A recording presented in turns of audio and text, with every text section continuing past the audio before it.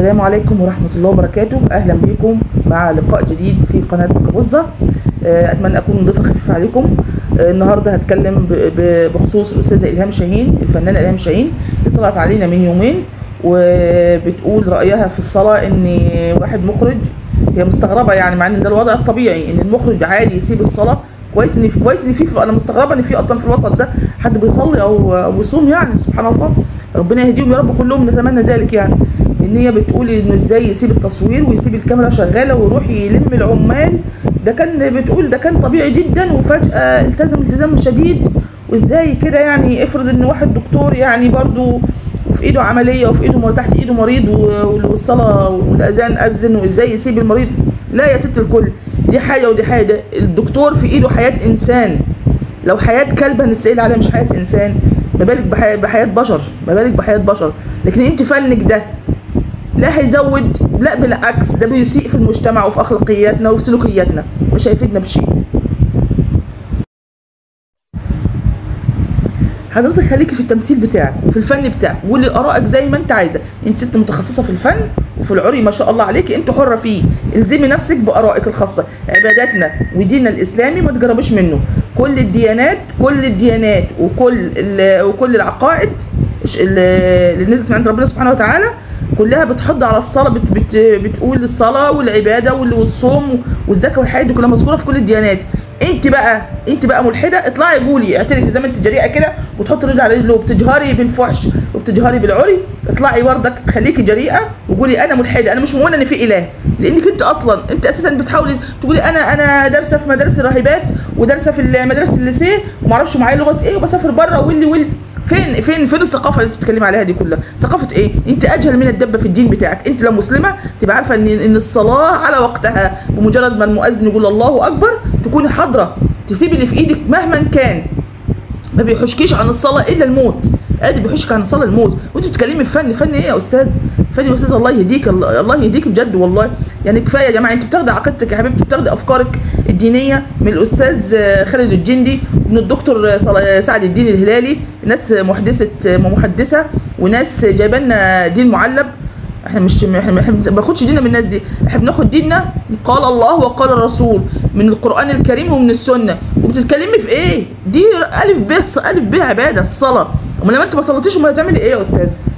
طب انت امال تتناقشوا في النقاب انت والاستاذه فريده الشباشي وعلى ومن على شكلاتكم، امال انت شككوا في النقاب وتقول النقاب فرض، واللي يقول لك النقاب سنه، واللي يقول لك لا ده ملوش اساسا صحه من الدين، ودي ناس ارهابيين، ودي ناس احنا كده لا نامن على نفسنا وصل الجماعات دي المنقبه. انت حره تحط نقاب ما تحطش نقاب. استاذه ايناس اللي طالعه بتبث سمها وتتكلم عن المساكنه، مساكنه ايه يا استاذه؟ يعني انت حضرتك خايفه او مش عايزه تخطي خطوه انك انت تكوني اسره وتتحسب عليكي زواج وتحسب عليكي حياه، ومش همك رب العالمين؟ مش عارفه ان ده اسمه زنا؟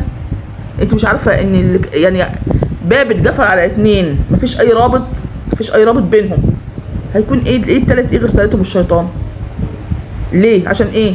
عشان خايفه احسن اتطلق واتجوز؟ طب ما انت في الاخر برضه قعدت 9 سنين واتجوزت للشخص اللي كنت عامله معاه مساكنه واتطلقت منه برضه بعد ما خلفت منه بنتك بعد كذا سنه. انت بتقول ما اعرفش بعد كام سنه، 18 سنه ولا 20 سنه، وانفصلتوا عن بعضيكم بعد قصه حب دامت 10 سنين ومواطنه ولا مساكنه 10 سنين.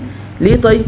طب لا يا ستي، سكن زوجك، اتخطبي واعملي مساكنه اثناء الخطوبه واعملي مساكنه اثناء الزواج، ولو خلاص ربنا اراد ما ارادش خلاص كل شيء نصيبه، كل واحد يروح لحاله. لكن اللي بيحصل ده اسمه زنا. اللي ما كانش حد فهمك ابوس على ايدك افتحي كتاب الدين، شوفي اي شيخ يكون نظيف يفهمك دينك بدل ما تخشي جهنم وبئس المصير وتدخلي الناس معاكي. حرام عليكم، كفايه الشباب اللي فيه، كفايه المخدرات والفحش اللي مال البلد. ارحمونا شويه، ربنا يرحمه.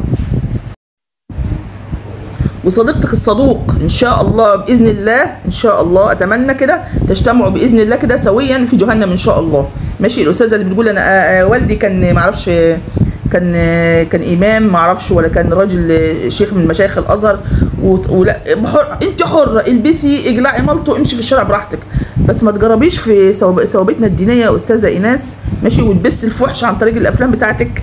الاباحيه للاسف. الاباحيه معرفش ازاي، مش كان زمان لما كان في سينما نظيفه زمان تبقى في حاجه اسمها رقابه، في رقابه على النص، يشوفوا ايه المخل، ايه الحاجه اللي هتاثر في الشعب، حاجه مش كويسه بيتوقف الفيلم ده. هو اصلا الفيلم بيتوقف اساسا. ازاي سايبينك امال تبسي سمومك وسط الشعب وسط الشباب الصغير اللي بيتاثر بالافكار. للاسف فاكرينكم قدوه وبياخدوكم قدوه للاسف. ازاي؟ انا مش عارفه، ما فيش رقابه على الحاجات اللي انت بتعملها ازاي. سيبك من التمثيل يا ست ماشي. لما ابقى الحمد لله ربنا، انا شخصيا ربنا عافاني ادله اكتر من 25 سنه بطلت اسمع اغاني ولا مسلسلات ولا افلام، الحمد لله الذي ايه عافانا مما ابتلى به غيرنا. في ناس تانيه بتسمعك ماشي، انا عمري ما هاخدك قدوه ولا اولادي هياخدوكوا قدوه ولا المسلمين هياخدوكوا قدوه. انتوا مجرد تسليه بالنسبه لنا مش اكتر، تضييع وقت ماشي. انتوا تاخدوا ملايين واحنا ناخد ملايين الذنوب. لا بلاها يا ست، بلاها يا ست الكل، عشان خاطر ناس تيجي تاذينا في ديننا. لا مش عايزين الثقافه بتاعتك دي الغربيه دي، احنا مش عايزينها. احنا عرب ونفتخر ان احنا عرب ومسلمات وشريفات وعفيفات، وانتوا اهنتونا وخليتوا سمعتنا زي الطين بره في الدول العربيه الخليجيه، الدول الخليج والدول العربيه والدول الاوروبيه بيبصوا لنا نظره دون ان احنا مصر بلد المليون رقاصه. مصر دي بلد الازهر، مصر بلد الازهر، وتفضل ان شاء الله محط الاديان ومستقر الاديان ان شاء الله الى يوم الدين باذن الله تعالى. والحجاب بريء منك انت وهي، اكيد طبعا انتوا ما تستحقوش شرف الحجاب ولا شرف النقاب ماشي يا ست الكل. يا استاذه يا مثقفه يا محترمه انت، انا مش عارفه والله يعني. اتمنى بعد لو سمعتيني، لو نلت الشرف انا وحضرتك سمعتيني يعني او سمعتي عني، انك انت تطلعي تقولي انا ملحده يا جماعه، انا مش مؤمنه بدين. لان كل افكارك وكل ارائك السابقه واللاحقه كلها بتدل انك انت فاهمه مالكش علاقه بالاسلام. انا ما بكفرش حد، افكارك اللي انت بتعلني عنها هي اللي بتكفرك. افكارك اللي انت بتعلني عنها بتكفرك. امال بقى ايه في الاسلام يا استاذه؟ لما عري ودي حريه شخصيه، الصلاه لا ما اسيبش التمثيل واروح اصلي، اتبقى ايه في الدين يا استاذه؟ شويه فلوس جايباهم من التمثيل تروح تزكي بيهم ولا تطلعوهم لله والفقراء والمساكين كده خلاص هو الدين عندك ده؟ لا يا استاذه، الدين والاسلام ما وقر في القلب وصدقه العمل.